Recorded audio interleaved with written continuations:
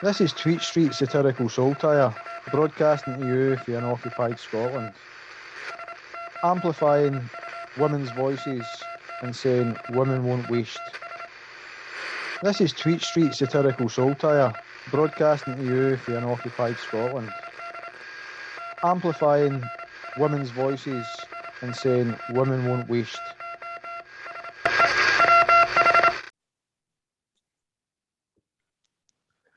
Welcome along to Tweet Street Scotland Occupied, or Tweet Street Scotland Occupied. I'm Cinnamon Bridges, aka Peter. With me this evening, my co-host as usual is JB Whitesnake. Hi JB, how you doing, mate? Not bad, Peter. How's yourself? Excellent, buddy. Thank you very much. We've got an extra host this evening. Last week's guest, Denise Finlay, has joined us this evening. Hi, Denise. How are you? Hi. Nice to see you again. Aye, and you. And without further ado, we're here all for the same reason. We've got a magnificent guest this evening. If I had to read out all the achievements that this person has, it would probably take me the half hour that the show lasts. So, writer, creator, producer, actor, I mean, all sorts of things. There's none other than the fabulous BuckAngel. Hi, Buck, how are you? Oh, I'm great, my friend. I'm going to have you guys and your accent, just so you know. I'm sure my accent is the same. So I'm listening I'm just fucking with you. That's okay. It's great to see you guys. And I really appreciate you reaching out on Twitter to have a discussion because it means a lot to me. It means you care. Yeah. And that's the reason I'm here, because you care. So I want to say thank you to everybody here today. Thank you. Thank you, Buck. I mean, it was just a chance. There's a lot of things happening in Scotland at the moment. And I seen a tweet from yourself and I thought, I'm going to jump on that. This is something Denise and I and John were talking about something on our last week's podcast about the trans movement, the GR, the Gender Recognition Act in Scotland, women's rights, etc. So it just fitted right in and I thought, I'm going to jump on this. And the fact that he replied to me, I was kind of sitting for a few hours going, and pardon my singing, but I was singing BuckAngel, will you be mine? Right, this is what I was singing for the podcast, you know. So it's an honour to have you on. The format is going to be slightly different this week. There's no characters on this week's show because it's a very serious issue that we're on to discuss. The first thing I would like to ask Buck, first of all, is you're obviously aware of semi-aware of the situation in Scotland, but you're aware of the situation worldwide with gender recognition. Can you give me your thoughts on it, first of all? Wow, man, like you said earlier, we could be here for 20 million hours. In a nutshell, I think not only Scotland, but I think a lot of the world, and especially also here in the United States and Canada, I believe that these laws are becoming very dangerous in a way that there's no nuance in these laws and there's no discussion between each side. It's like, this is how it's going to be. And you know, one thing I want to say here real quick is, the trans community is like 0.5% of the population. Yep. How are we having such a and that being said, I'm a transsexual man. Everybody knows that. I transitioned from a woman to live as a man 27 years ago. I have a great life. I'm a biological female. Everyone probably knows that I believe in biology. I've never denied my biology. I'm always going to be female biologically. That being said, what's being pushed in your country and other countries is we're not able to have this conversation anymore. They're pushing out this idea that biology isn't real, or that gender is made up, or that sex is not real. You know, and this is not only in Scotland, my friend, it's everywhere. And I don't understand. That's why I'm here speaking with you, because I don't understand it. And I feel very scared. As a person who transitioned and a person who has saved my life. I would not be here without my transition, but I've always been very honest of who I am, so that you people care about me. You care about me. I know that. You would never reach out to me. You care about me because I'm honest about my steps in becoming a man, right? And living as a man and all of those things. But now we're sort of trying to slide the reality under the rug, for a lack of a better, and say, well, actually, you're wrong. This is, and you are not going to support us. And this is my argument. You people who are biologically male, female, live that way, you are perfectly comfortable with that, are not going to support me or people like me when we are trying to lie to you and create spaces that also affect you. Yeah. Mostly women, mostly biological women are being run over in this conversation. So that in a nutshell is why I'm here, why I appreciate the conversation, because if me and you don't have the conversation,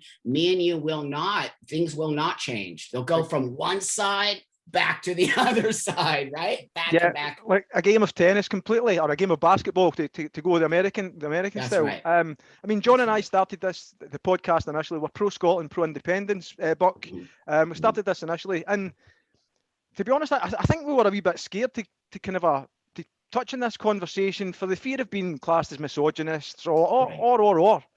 John, what about yourself? I mean, on you go, John. Yeah, no, I find this an education. It's good to speak to somebody like Buck who knows a hell of a lot more about it than I do, and I find it as a listening exercise.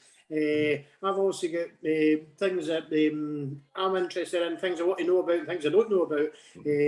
So I want to listen and try and educate myself on what the challenges are. But I do feel in Scotland, like as Buck's already said, people are making decisions without seem to be consulting anybody. It's decisions being made. Here's what's happening, and what? How was this come about? Where was the discussion? Where was the debate? Without insulting anybody, but where did it go? Where did it come to? And we now got these laws in place that basically tell us this is it and that's it. That's not acceptable. Denise. Yeah, hi, Buck. It's really nice Denise. to meet you. And I agree, like with what you were saying about us, like getting presented by a view of reality which is not true. But I wouldn't make us go against you, so I would never go against you. And I know that you've had your own journey, and your journey is important. Why are we denying your journey? And you are what happened to you is valid and important. And should be able to be expressed truthfully. So I'm totally on your side. That's right. Yeah. Thank you. I read your article, a letter that you published about the different types of gender dysphoria, and that I was absolutely. This is what I've been thinking, but you put it into words and you explained it as Blanchard's the doctor. And so if you could just expand on that a bit, because that really explains what's going on here. That's right. I mean, actually, it's gotten so out of control. It's shocking. Every day I wake up, I have to take breaks from Twitter. I don't know about you guys. I have to literally do like damage control because my brain is like, I'm 59 years old. I've always been pretty straight about who I am, what I am. Once I got to transition, my whole life changed. I have everything I've ever wanted and more. And I'm alive today because I had my transition for a very specific reason, because I had what we have called gender dysphoria. And that is a very important part of the equation for a person like myself. Now, that being said, I'm a transsexual. And this is where, Denise, where we're going to have this conversation. I'm a transsexual. Today, we have a term called transgender.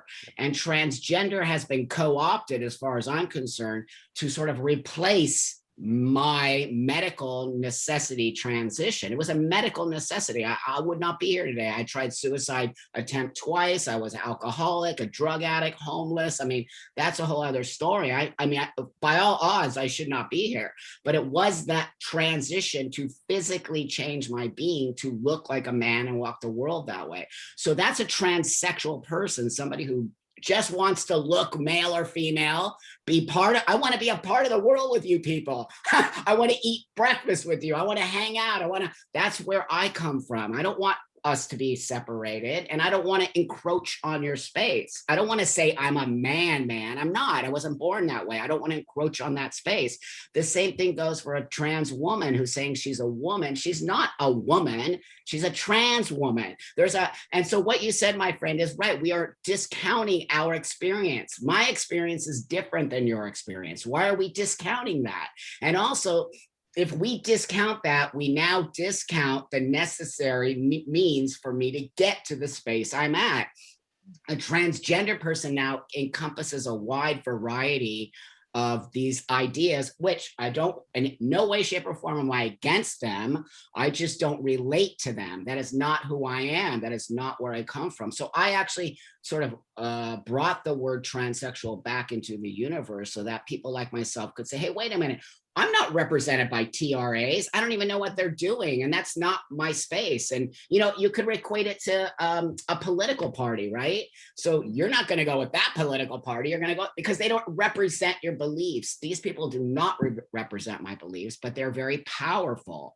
And so I have to fight against my own community, which is heartbreaking for me to do that. When I see young kids who are grabbing onto this ideology, it's heartbreaking for me because they're not, on some way, shape, or form, they're getting duped into what they are. It's not that simple, and it's not that black and white. There's a lot of variations going on here. And we just tell kids, yeah, you're trans, that's cool. Let's give you hormone blockers. Let's cut off your boobs. Let's put you in this space. What are we doing? And how can we even let that be as if it's an okay thing without any, so backing up a little bit, I had a regimented transition. I had to see a psychologist for 2 years. That psychologist had to write a letter to my endocrinologist I was the first person here in Los Angeles to have hormone treatment, to have top surgery, and I was an experiment. And I took it upon myself to do that because I would be dead if I didn't. So I've never looked back, you guys, ever. And it's been because I think it was a space, which I like to call a safe space, but they continue to call it gatekeeping, which again is a political way for people, gatekeeping, TERF, transphobe. These are all bullshit terms in order for you to go, oh, I can't say anything or I'm going to get in trouble. Pardon me, but I go, fuck you. I can say whatever I want. I'm part of this situation and older than many people out there. I transitioned before many of these people transitioned. I have a lot under my belt. So that being said, I think people need to understand the difference between a person like myself, who's a medically transitioning person who wants to live like a biological man or wants to live like a biological woman. These people have had sex changes. We're transsexuals. We want to be part of the world. The new transgender movement, there's some politics behind it. There's some money behind it. It's coming from a space that is actually upsetting to me. And so I hope on some level that kind of explained where I'm coming from in that space. Totally, Buck. I mean, the thing is, like John and I, when we first set this up, we're fairness for all. We don't mind it, and you coined the phrase, it's certainly in your bio, what's between your legs doesn't define you. That's right. Which is a great statement. I mean, it should be the case where everybody can live happily together, as happy as they want to be, whatever way they want to be, and we're all for that. But it's without taking the rights of existing characteristics away. We don't want to end up like the way Hungary is going at the minute. I don't know if you're aware of the situation in Hungary, where all the trans people are getting vilified, and we don't want it to be that. We want to be able to live happy together rather than a them and us situation. But at the same time, we've got to protect our women who have got their own thoughts and feelings towards it. And as I say, John and I were scared to touch this subject, and if it wouldn't be for the likes of Denise, who's our other co-host this evening, and the likes of people that For Women Scotland, Marion Miller, I mean, I could name quite a few from Scotland, and there must be the same the world over with this. It looks as though the TRA movement have got a bit of money behind them, like you say, and that's where the power comes from. It seems to be money gives you anything now. It's what price anything, and what price for biology denial? I don't understand it. I mean, it's alien. The concept is alien to me. What about yourself, John? Do you get anything that you wanted to touch on off of that? Yeah, just to give Buck an idea of where we're coming from, the transgender rights issue is a big part of Scottish politics and of the SNP, and it's always been a wonder as people have got the right to be represented. They seem to have a direct connect right to the very top of the leadership, and there's plenty of other issues just as important that aren't even mentioned, even lots of other issues with all sorts of different types of people. So from a Scottish point of view, there certainly seems to be some political mischief afoot, and the ones that you see supposedly representing trans people, they can give a very negative image from people who don't understand it very well, and they can shock horror people think, what are you about? What is it? That doesn't give a positive image of what you're trying to display. And I'm so pleased to meet Buck, and you're putting it in the right terms, very well agreeable, and I wholeheartedly agree with what you're saying. Denise? Thank you. So yeah, so you were also saying about a different type of gender dysphoria called autogynephilia or something. I don't know how to pronounce it, which is like someone who's heterosexual male. It's only in heterosexual males, and there is a sexual orientation where they get sexual pleasure out of being women. And passive, and people thinking they're women. And so it seems like the trans umbrella under gender dysphoria, there's these two types, and it's the heterosexual male type, surprise, surprise, who is the dominant one now. And it seems like the other type, the homosexual one that you had, according to your article, and many people have, and many people don't transition. Many people who have the homosexual type will just live as homosexuals, depending on how severe their gender dysphoria is. So that would seem to be very interesting to me, because this male heterosexual type has taken over the entire trans movement, and they're the ones that don't like women. They don't seem to like us, and our concern is twofold. There's these men getting sexual pleasure at coming into women's spaces, and also it's predators, because if there's no gatekeeping, then there's predators. And then on gatekeeping, like I often say, we're exclusive. Women's rights sex space is exclusive, so we exclude men. But I liked your article because I didn't know about those two different types. And I know you say now there's actually more than just two, but it does seem one type, the auto type, is really dominant, and the people who have the homosexual type are suffering the same as women are in this debate, and we need to pile up.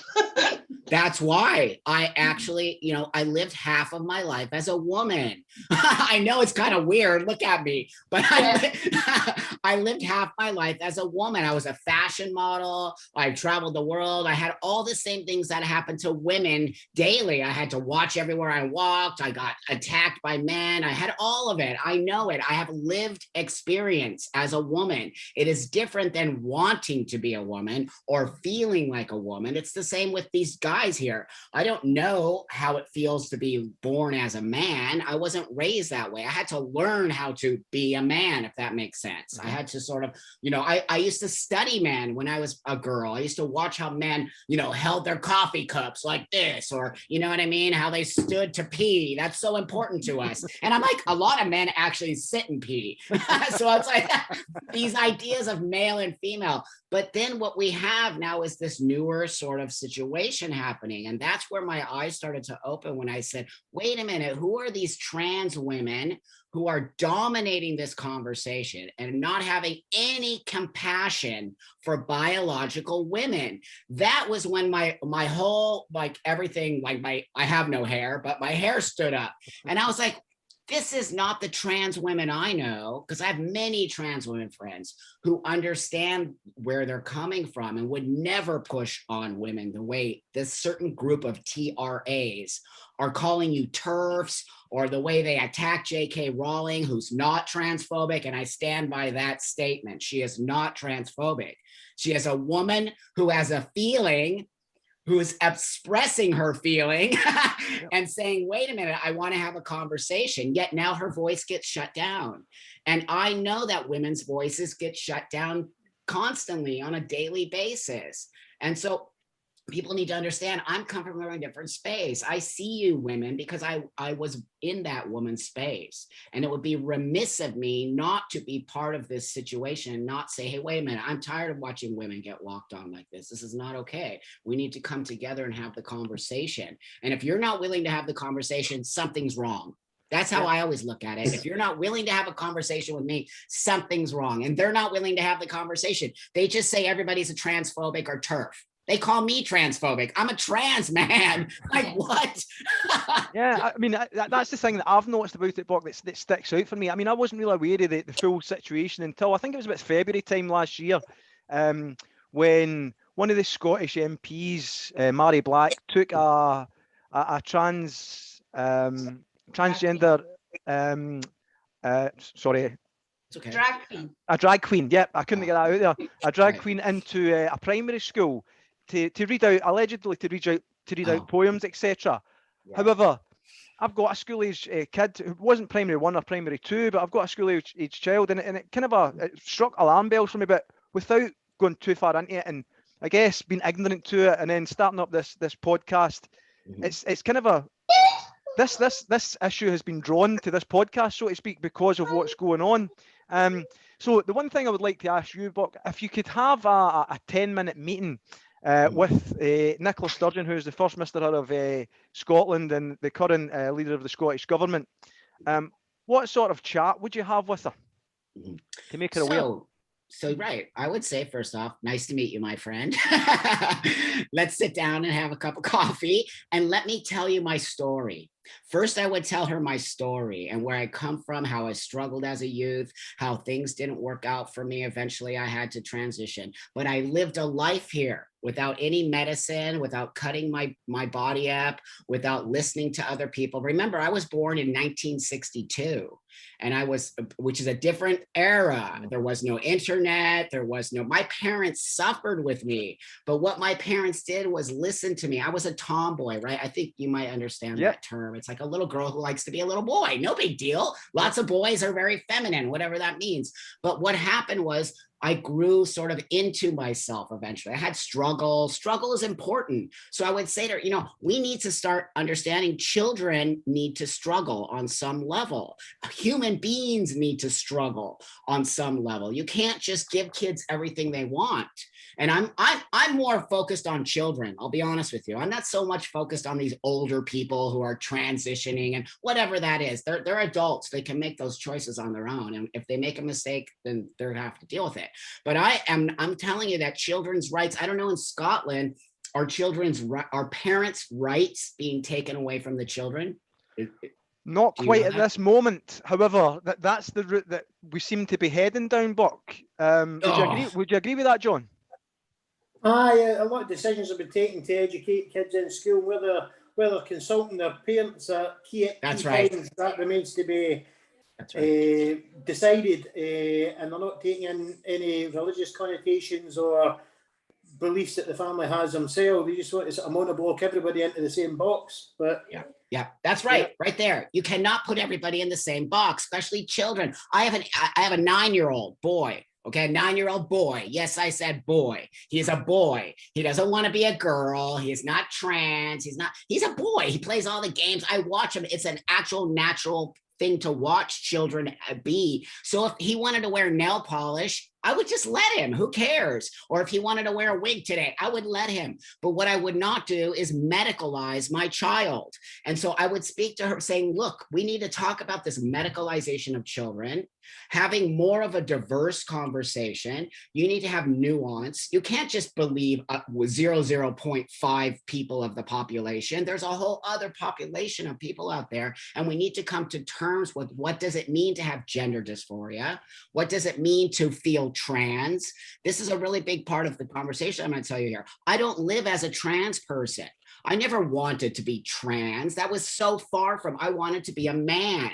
Today, the youth are like, I want to be trans. Do you see the difference? Yep. Trans has now become an identity. It was never my identity. It was a means and a way for me not to kill myself. It was a means and a way for me to live today as Buck and be happy with a wife, with a kid, with great businesses. I mean, I walk the world so happy and I'm not a biological man.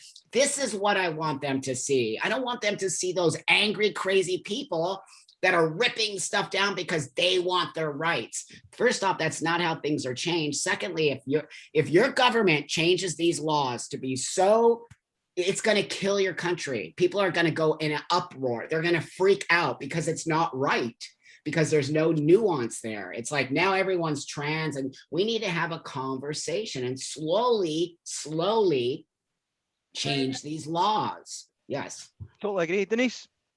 Yeah, I was thinking about what worries me as well is the gender stereotypes. They worry me a lot because I see from the girls' point of view and the boys, they're getting forced to be Barbies. Like girls are forced into 1950s stereotypes. That's right. Because if you're a teenage girl, you don't want people to think you're a boy.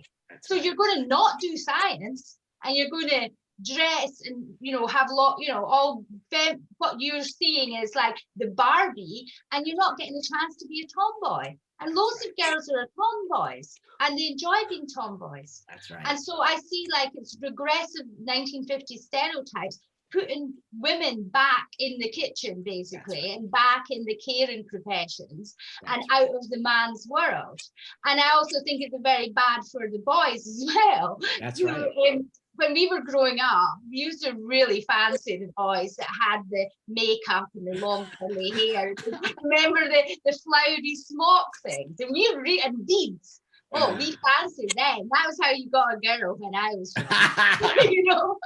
But again, they never had any, in even the slightest thing of saying they were trans. But now, if you don't conform to 1950s gender stereotype, you could be a boy, and so that's going to make, I know, like girls really just adopt the stereotype. That's right. That's exactly right. And remember, I didn't have social media. I didn't have TikTok, Twitter, Instagram, Facebook. And anybody out there that denies kids are not seeing this. And so I can use this example. When I was a kid, we didn't have that, but what we had was punk rock. I grew up in the 80s. I was a punk rocker, so like 70s to 80s, because there was angst and it was angry. And I sort of everyone wants to be in a tribe. Humans are tribal. That's how we are. We want to be a part of each other. So that's what I see on some level, this trans, and I call it an agenda or an ideology. It's literally telling kids to come here.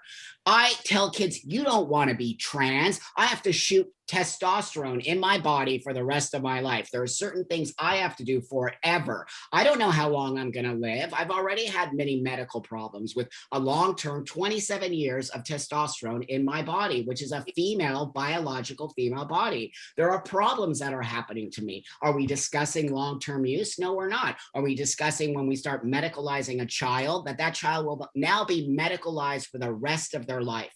Wouldn't you want to talk a child sort of like, hey, wait a minute, is this your space? Why don't you live like Tommy in a hat and a shirt for 2 years, and then let's see how that works out. Because then we can take the shirt and the hat off and you're back to Susie, right? We're not medical. This is where I stand. We should not be medicalizing people. It is a whole other level that you can actually destroy a person's life with. Yeah. Imagine if I wanted to go back to being a woman right now. I would be like the ugliest woman in the world. It wouldn't even be funny. I would just be like, what the fuck? But it's never going to happen because I went slow and steady. Who wins the race? Slow and steady. That's right. Totally agree with that, Buck. Now, the Olympics are on in Tokyo in Japan at the minute. And there's a first at the Olympics. Obviously, we're talking about the situation. There's going to be the first transgendered athlete, Laurel Hubbard, competing for New Zealand in the weightlifting. That's right. I've seen a few sporting stories in America, the world over really, where trans people are taking over the women's side. And I really think that is unfair. I mean, if anything, instead of shutting down the conversation that we're trying to have, can we not develop a conversation so that everybody has their own niche? Then it's trans competing against trans, men against men, that's women against women, and then that way it gives everybody their own category. What's your thoughts on that? For the first of all, Buck, we'll go with you, Buck, first of all. Well, my friend, I'm 100% on board with you. Like I said earlier, we can't just come in and disrupt a whole system because we're trans. We're not that special, first off. Secondly, I told you I want to coexist with the world. I want to coexist with you guys. I don't want to be like, get out of my way.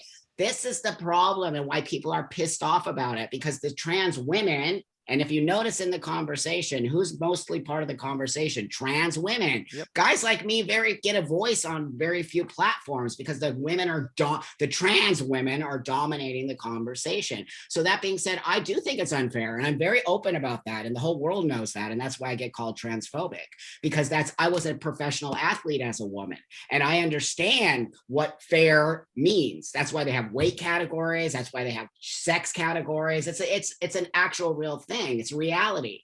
So for a woman who used to be a man and transitioned, like when she was fully grown as a man, Laurel Hubbard transitioned how many years ago? Like, I don't know, like not even many. Yeah, like so I think it was only about 3 or 4. I think that's right. I could be wrong on that, but I think it was somewhere around about 2016, 17. That's right. That may have the transition may have started.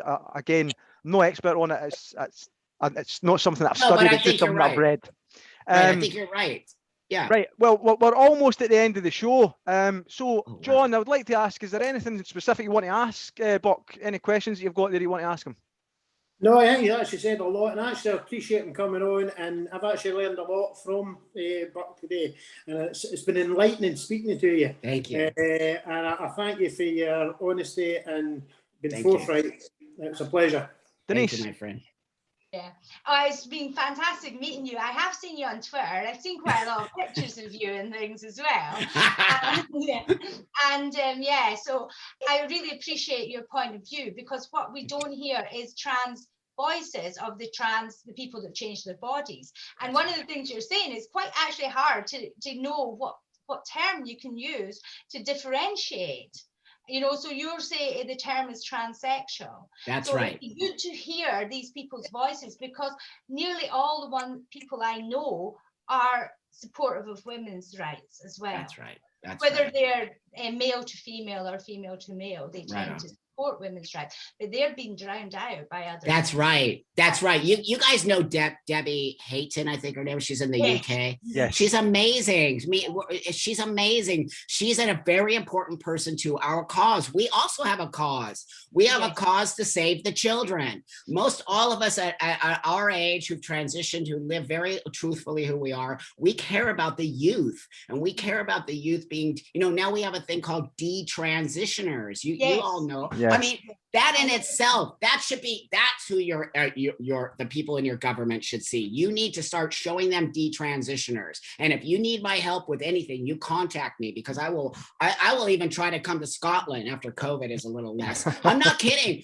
That's what I fight for. I fight for the rights of humans. This is a human rights situation. It's not just one. It's not just about trans people. It's about children. It's about women. I mean, men, you guys are fine. You don't need anything. It's about women and kids. That's really how I feel. And I'm not going to stand around and pretend like this didn't save my life, and that now I'm being called upon. I am being called upon to say, hey, wait a minute, Buck, we need your voice, because we need some rational. I consider myself a very rational person, and I'm willing to have the conversation. Yes, there are trans women in the world, but trans women are not women. They're trans women. We need to stop this nonsense. And it's, why are we not listening to Denise? Why are we not listening to Denise, to women? Why are we pushing your voice out of it? That says fear to me. If somebody doesn't want to have a conversation with you, they're fearful of you. So, just interest. Can I ask one question about there? What political party, and you're probably going to laugh when I say this, what political party in America, Republican or Democrat, identifies with anything you're talking about? Or do they both want to kid on you don't exist? Yeah, I'm not, to be honest with you, I'm not. I used to be a Democrat. I'm very much of a liberal, but I would say I'm a conservative liberal on some level. And that comes with age. You know that. When I was 20, I was like, fuck the government. now I'm like a kind of conservative, but I'm not a Trumper, and I'm not even really. I did vote for Biden, I'll be honest, because it was the lesser of two evils for me. But that being said, I'm not. My political parties here in America are disgusting. Our whole political the system is disgusting, and it's a joke. And everything is about money now. Everything, we're run by corporations, we're run by money. That's why the trans voice is so powerful. There's money behind that. 110%. Money speaks, and money changes everything. You know that. Oh, exactly. Buck, I'd just like to ask you, just before we finish up, what can we look forward to to seeing from you in the future, in the near future?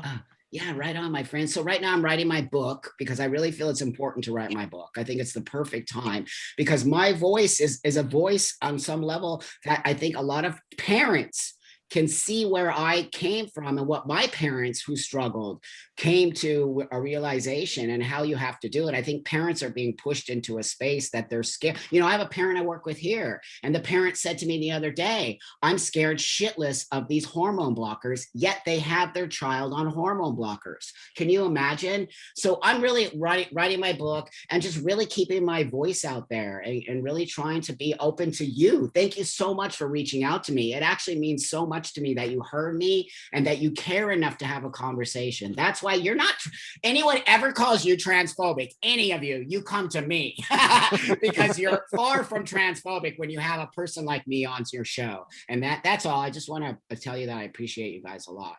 Well, thank you very much. And the mutual Appreciation Society. Right, I couldn't get that out there, but it was just what we've done. The Mutual Appreciation Society is the fact that we do care. We do want to.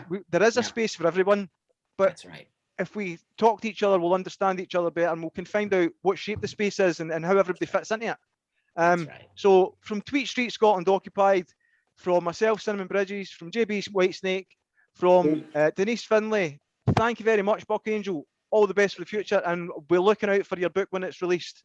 Thanks very much, everybody, and I'll say good night to you. Good morning to yourself, Buck. I know it's still morning time and where you are in LA, but thanks very much and goodbye. Thank you, guys. Bye, you guys. Bye. Bye. See you later. Bye.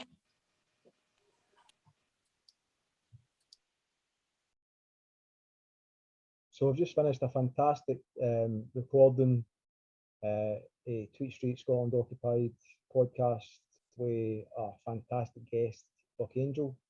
As you'll see on screen, Buck has his own profile on Twitter. There are ways to get in touch by clicking on the link for thehobbit.letsengage.com/Buck-Angel, where there's loads of information.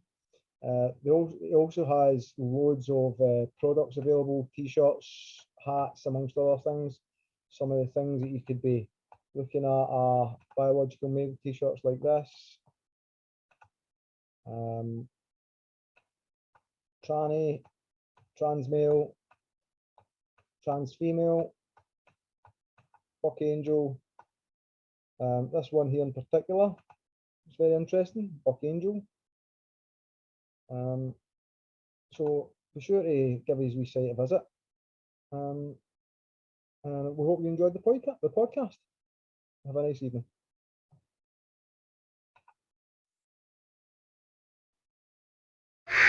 This is Tweet Street Satirical Saltire, broadcasting to you for unoccupied Scotland. Amplifying women's voices and saying women won't waste. This is Tweet Street Satirical Saltire, broadcasting to you for unoccupied Scotland. Amplifying women's voices and saying women won't waste.